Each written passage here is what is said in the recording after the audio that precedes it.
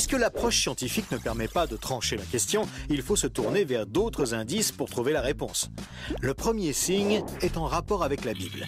Pour beaucoup de gens, ce best-seller mondial numéro 1 est juste un livre religieux parmi d'autres. Pourtant, ceux qui prennent la peine de le lire se rendent assez vite compte d'une caractéristique surprenante. Son unité, sa cohérence. Bien que sa rédaction ait demandé 1500 ans, elle nous dévoile un propos cohérent qui s'est construit progressivement au cours des siècles et qui apparaît au final comme un édifice impeccable, majestueux, et qui dépasse totalement ceux qui l'ont construit. Des premières pages au dernier mot, elle est centrée autour d'un même sujet, la connaissance de Dieu, le Messie et le plan du salut divin pour l'humanité. Pour celui qui ne connaît rien à la Bible, cette affirmation peut paraître un peu fumeuse. Pour lui, c'est juste des mots, des concepts abstraits, de la spiritualité, sans rapport avec le monde réel. Mais pour celui qui la lit et cherche un peu, l'évidence devient de plus en plus écrasante que quelqu'un, derrière ce livre, au travers de centaines d'épisodes, de miracles, de prophéties et d'événements surnaturels, quelqu'un a construit un message qui nous est adressé. Par exemple, Moïse expose clairement la base de la relation avec Dieu et annonce la venue du Messie. 5 siècles plus tard, David, parmi d'autres, prophétise les détails de la crucifixion tout en engendrant les ancêtres de Jésus. 300 ans plus tard, c'est l'œuvre monumentale d'Ésaïe qui complète de façon saisissante le portrait du Messie, annonce son sacrifice, sa résurrection et la future restauration mondiale. Et c'est comme cela tout au long des 66 livres de la Bible, avec des centaines de détails et révélations surnaturelles. Et cela pose une vraie question. Comment cette quarantaine d'auteurs tellement différents, Moïse, David, Salomon, Ésaïe, Daniel ou Jésus, qui a accompli des dizaines de prophéties par le seul fait d'exister, comment peuvent-ils parler d'une seule voix et aborder chacun une facette du même message ? Sans se connaître, ils se confirment mutuellement et construisent le même tableau, un seul tableau immense et qui les dépasse totalement. C'est complètement incompréhensible et impossible à réaliser. Ils ont été chefs d'État, bergers, prophètes ou apôtres. Ils ne se sont jamais connus, ont vécu à des siècles d'écart et sont pourtant en parfaite unité, centrés exactement autour du même sujet. Impossible, n'est-ce pas ? Et c'est un cas totalement unique. Ni le Coran, qui ne s'appuie que sur un seul homme, sans antécédent, ni aucune confirmation postérieure, ni les écrits hindous, truffés de récits légendaires, ni aucun texte religieux de l'Antiquité n'a ce caractère unique. La Bible seule comporte cette sorte de filigrane attestant de sa véritable origine.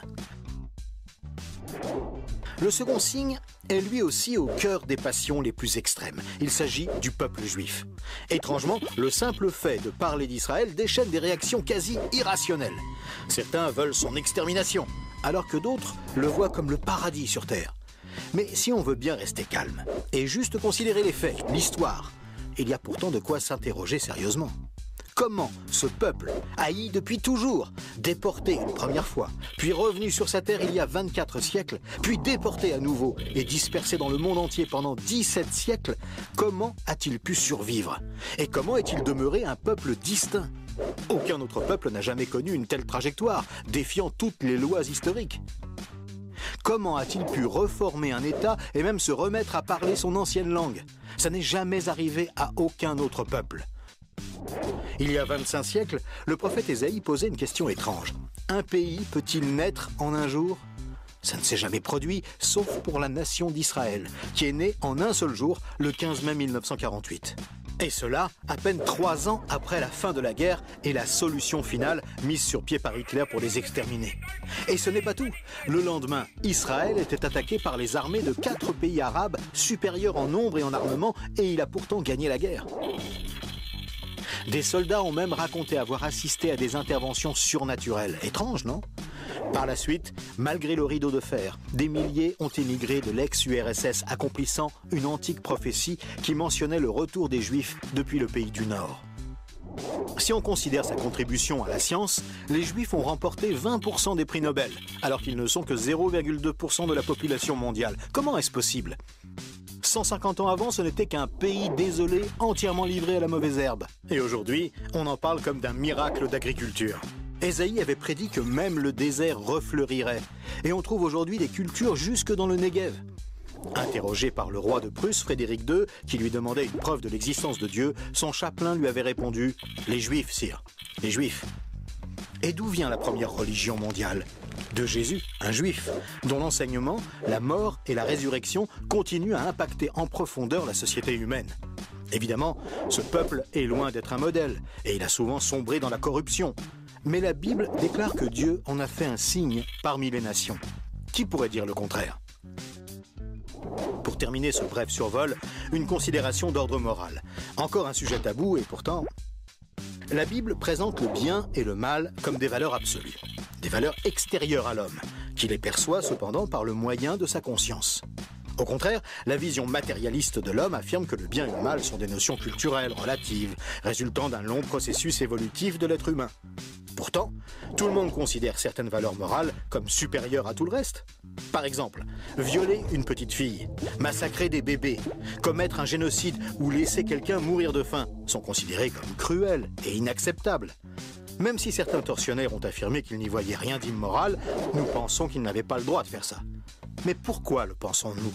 Pourquoi pensons-nous que certains préceptes moraux sont supérieurs ?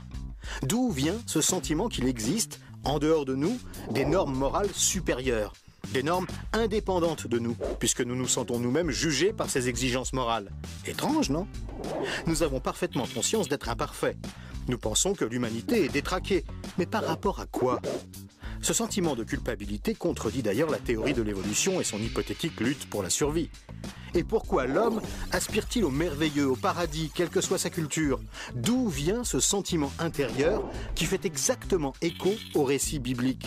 Cette conscience, issue de nulle part et en parfait accord avec la Bible, constitue encore un autre signe tangible, bien difficile à nier.